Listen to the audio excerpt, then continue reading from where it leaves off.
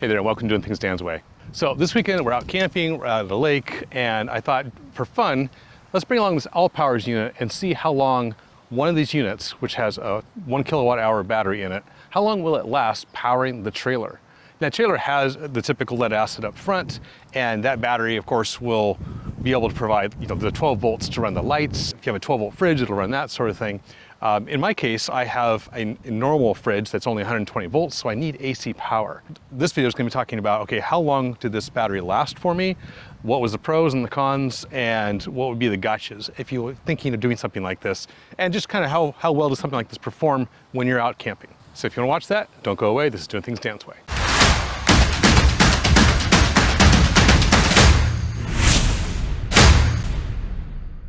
So when you're out camping, like what is it you really want to power? So in my case, I have a small fridge that takes about 50, 60 watts when it's running to keep going. I have, there's obviously the lights. We charge up our phones. I run my laptop and do video editing. And so that's, 50 to 100 watts for the laptop.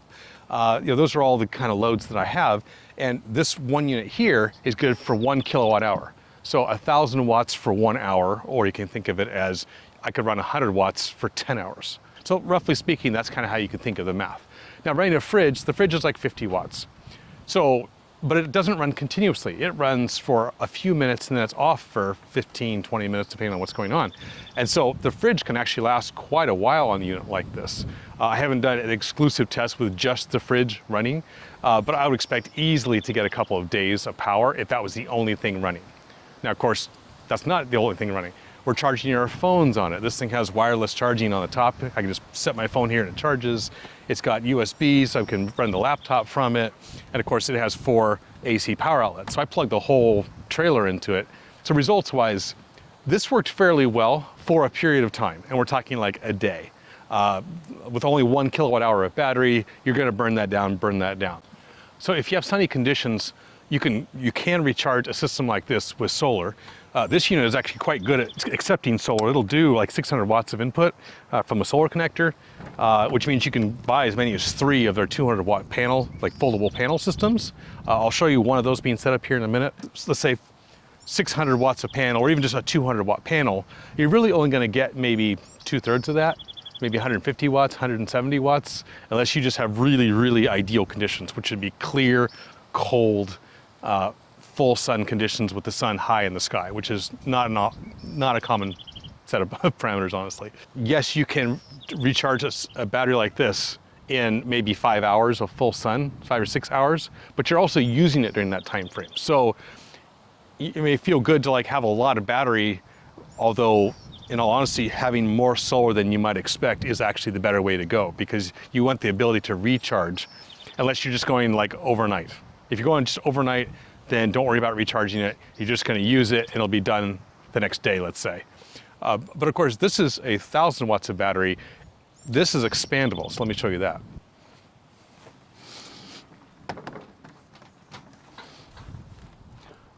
So as easy as that, besides connecting the cable between the two, now we have a 2 kilowatt hour battery electric system. So their expansion battery actually is a pretty nice unit all by itself, because it can charge. It has its own AC input. It does not have solar, but it has AC input. It'll charge the whole thing up in like an hour, plugged into AC. It does not have the wireless chargers, but it basically gives you all the USB ports and the 12 volt port, which you could put an inverter on here to get yourself a little bit of AC. And these are reasonably heavy. So like, I'll put a spec up here. What I like is I can't lift these two together. My back is just not great. And so this is a perfect setup where I can move 2 pieces one at a time and not blow my back out in the process, and connect them together, and hey, I have a 2 kilowatt system that didn't kill me. I own a 3 kilowatt system that's 98 pounds, and my wife and I together, we can lift it. It's just so heavy, even though it's a lot of power in a small package, but it's so heavy, it's just hard to deal with. It comes on a cart. I kind of prefer the idea that there's separate pieces and you can stack these up if you wanted even more of them. So let me get the other little cable here connected and then I'll move forward.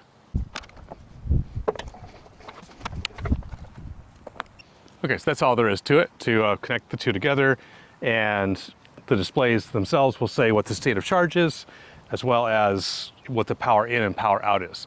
So I can plug in the solar input, for example, on this lower unit, and we'll see the total amount of power coming in, let's say 150 watts.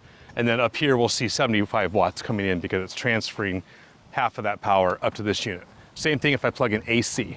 I can plug in AC and it will charge this unit hard, 1500 watts. Or if I have two of them, it'll put 750 in each one and just kind of do a nice balanced charge between the two of them. Another nice thing about these units is if you're somewhere where you're kind of boondogging and you don't have power at all, you can take these individually, let's say to the bathroom, somewhere there, or some other site that has power, plug it in, and in an hour or so, be at like 80% charge or more. So even if you don't have power at your site, or it's dark and gloomy, you don't have the solar, you can just walk the thing over to another site and plug it in and get yourself, another refill, so to speak, and take it back to your camp spot and be good to go. So you can be creative. So let me go ahead and show you the solar setup on this. So inside the package here, that comes with all the different cables to connect to different kind of connections. So there's a typical solar there, MC4 to solar. And these are the cables that come off of the panel itself. And then what I have is an extension cable that gets me like 30 feet of run between where the panels go and where I put these next to the trailer or next to the tent. So this piece just plugs in to the side here. So, and I'll run the extension from here, kind of out over there where it's nice and sunny. This just completely unfolds. It has these built-in little legs that pop out. So that's upside down, but these become the legs that the thing like rests up against. So I'll go spread that out.